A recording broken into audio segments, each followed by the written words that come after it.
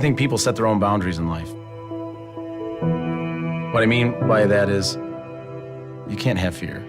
Because if you're gonna be great, if you're gonna push the boundaries, you're gonna fail at times. So if you have a fear of failure, you're probably in the wrong job. When you're doing the next Ford GT, you're promising a lot. We all loved the concept, but how are we gonna have something that looks completely modern, yet unmistakably a Ford GT? If you're gonna do a supercar, it has to race, but you have to also have it street available. This is the first time where we've simultaneously engineered a race car and a road car together. Race car development and production car development almost start at opposite ends. Race car, we start from the tire and we optimize everything to what does the tire want. Production car, we start from the driver, and then we work everything downstream of the driver to make it feel right.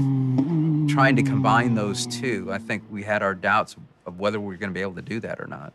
But it all just melded together like that was the original idea.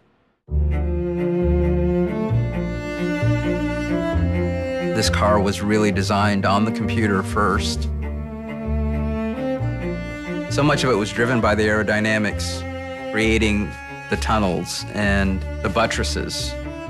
It was a decision on the part of the team to use it almost as a laboratory for what is possible for the rest of the Ford line.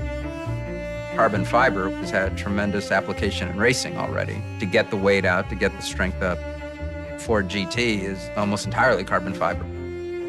We're learning a lot from that, and we're working with our partners to figure out how to make it lower cost so that we can then expand the use of carbon fiber through the rest of the Ford lineup. And then there's an EcoBoost engine. EcoBoost technology is a key strategy for us in delivering both fuel efficiency but also horsepower, so a win-win solution.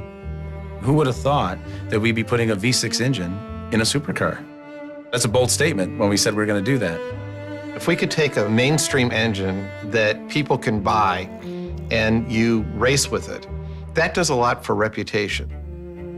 Those are just a couple of the examples of technologies that will all be valuable in designing the next Ford Fusion or the next Mustang GT. This is a technological statement.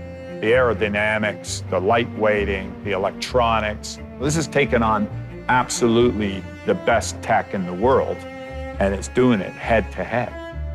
It's a technology showcase. It's an incredible engineering achievement, but it's also something that comes from the heart. When I first saw the GT, I was very nervous because I am very critical and I'm always afraid we're not going to get it right. But when I saw it, particularly at the back end, which is so different, I stopped, kind of held my breath for a second, and then I thought, wow, this is spectacular.